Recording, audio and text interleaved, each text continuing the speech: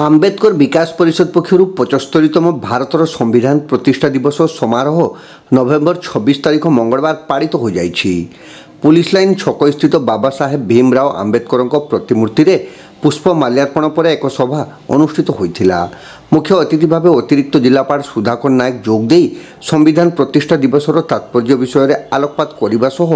जो संविधान द्वारा आपणक जीवन नियंत्रित ताकू पढ़ंतु बुझंतु एवं सही अनुसार निजको परिचालित करंतु बोली उल्लेख करथिले। विकास परिषदर सभापति सुदर्शन जेना सभापतित्व अनुष्ठित कार्यक्रम में सम्मानित अतिथि भाव अतिरिक्त आरक्षी अधीक्षक प्रमोद मल्लिक जोगदे संविधान ग्रंथ उपर आलोकपात करथिले। आम्बेडकर प्रेमी हिसाब से यही संगठन को आगे नेबाकू आम्भे समस्ते प्रयास करने उचित बोली से कही। अन्यतम अतिथि भाव प्रोफेसर शत्रुघ्न मल्लिक कवि कालीपद पंडा प्रमुख जोगदे बाबा साहेब जीवनादर्श विषय आलोचना करने सह संविधान पढ़ाई समस्त को परामर्श देते। यही अवसर में कविता पाठ कर कवि एवं कवयित्री मानक अतिथि द्वारा संबर्धित करा जाइथिला। प्रारंभ में संपादिका स्नेहलता दास भारतीय संविधान प्रस्तावना बा मुखबंध पाठ कराइबा सह शेष में धन्यवाद अर्पण करथिले। परिषदर सभ्य रामेश्वर बेहेरा, सुधाकर सेठी, बसंत बेहेरा, रघु महाडिक, विचित्रानंद दास प्रमुख सक्रिय सहयोग करथिले। आममानक जीवन को परिचालित करुवा ग्रंथ विषय आमे पुराण हो बा कौन धर्मर ग्रंथ को पढ़ी सकाल उठी मुंडिया मारी मेंचाए स्वल्प पढ़ू बा किए मस्जिद जाऊँचे किए गुरुद्वारा जाऊँचे किए मंदिर जाऊँचे ताकू आमे निष्ठार सहित पालन करूँ। किंतु जो ग्रंथ आम जीवन को नियंत्रण करे, जो ग्रंथ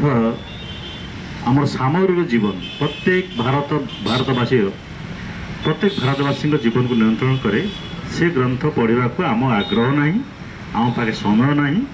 कि से ग्रंथ टी आम किणु ना। तो आज संविधान दिवस रे समस्त अनुरोध करी जो संविधान द्वारा आपण मानक जीवन नियंत्रित ताको पढ़ंतु बुझंतु एवं से अनुसार निजको परिचालित करंतु। आम्बेडकर विकास परिषद तरफ 75तम संविधान प्रतिष्ठा दिवस कार्यक्रम आज महासमारोह रे जो पुलिस लाइन स्थित आम्बेडकर प्रतिमूर्ति निकट रे समस्त जनसाधारण सचेतन नागरिक मान उपस्थिति रे आमे समस्ते महासमारोह रे पालन कलु। यार उद्देश्य होची जो भारतवर्षर संविधान को समस्त जनसाधारण भितर पहुँचेबा एवं समस्त जनसाधारण जानिबार आवश्यकता अच्छी जे भारतवर्षर संविधान केते महान। तार अर्थ यह होची जे जेतेबेले उपनिवेशवाद अंधकार जेते अवसरी जीवा बेले विभिन्न धर्म विभिन्न संप्रदाय विभिन्न भाषा लोक मान को एकाठी करिबा जेभली गोटे माली तार विभिन्न फूल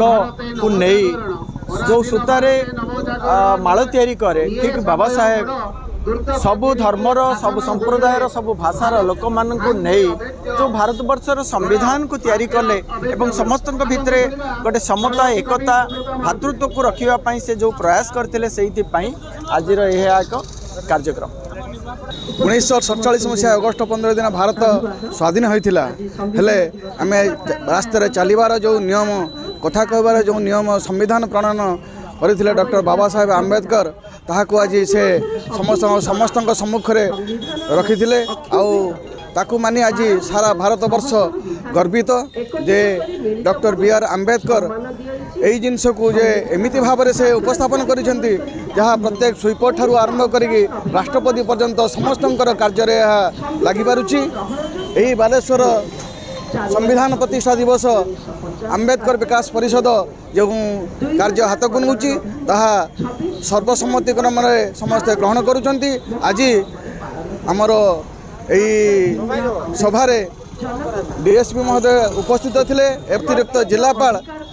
सुधाकर नायक से आज आसी एठारे आम बाबा साहेब प्रतिमूर्ति पुष्पमाल्य अर्पण करते आम मैंने समस्ते सहयोग कर पुष्पमाल्य अर्पण करूँ बाबा साहेब को सम्मान जनइलु भारत वर्षर समस्त जनसाधारण को आम जनईदेवाई चाहूँ ए संविधान केवल आमर नुहे दलित निष्पेषित लोकंर नुहे यह समस्त वर्गर लोक मान से अनुप्राणित करते तेणु समस्ते आगे आसतु एवं संविधान विषय जानतु एवं यह सम्मान दिंतु। भारत वर्षर जो आंबेडकर डॉक्टर आंबेडकर जो संविधान करिसेंती जाति धर्म वर्ण समाजर सबु श्रेणी लोक सामाजिक न्याय सामाजिक प्रतिष्ठा पाई न्याय प्रदान पाई यह संविधान रे सबु प्रकार व्यवस्था रही महिला सशक्तिकरण शिक्षा को जातीयकरण करवा शिक्षा समस्त को पाखरे पहुँचाइबा सबु प्रकार न्याय व्यवस्था समस्त को मिल पार ये संविधान रे अच्छी तेणु मोर विशेषतः कहबार कथा भारत वर्षर समस्त घरे घरे ये संविधान विषय विशेषतः सरकारी एवं एनजीओ जो संगठन रही सोशल ऑर्गेनाइजेशन संविधान विषय किछि मात्रा रे अवेयरनेस हेले निश्चित भाव में समाजर गोटे सुसमाज गठन हो पार। कष्ट कार्य दि जाइला कारण से सेतबेले सबठारु शिक्षित थिले एवं पृथ्वीर विभिन्न देशरू से डिग्री एवं पीएचडी उपाधि पाइथिले लॉ रे मध्य तांकर विचक्षण ज्ञान थिला तांको अधिनायकत्व तांको अध्यक्षतार गठित जो प्रणयन संविधान प्रणयन कमिटी जो चिठा कमिटी से चिठा कमिटी रे दीर्घ 2 वर्ष 11 मास लगी पाखापाखि 3 वर्ष लगी जो संविधान प्रणय होता आज आम तार सुफल पाचु से संविधान अनुसार भारत शासन चली भारतर राष्ट्रपति ठारू आरंभ करी जने तल निम्न श्रेणी निम्न वेतनभोगी सरकारी कर्मचारी पर्यंत समस्ते से ही संविधान द्वारा नियंत्रित।